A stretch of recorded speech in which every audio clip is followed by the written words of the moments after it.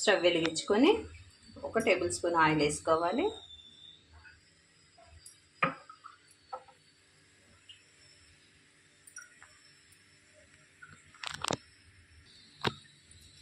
ఇందులోనికి 1 table spoon తాలింపు గింజలు వేసుకోవాలి.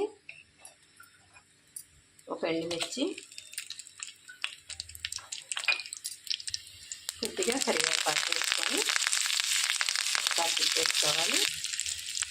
కొద్దిగా ఇంగువ చేసుకోవాలి.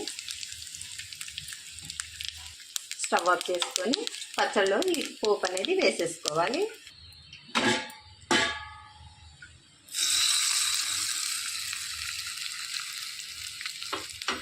ఒకసారి కలిపేసుకోవాలండి.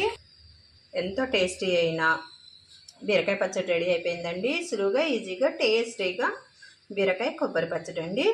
ఈ పచ్చడి అన్నంలోనికి, దోశ, ఇడ్లీలోనికి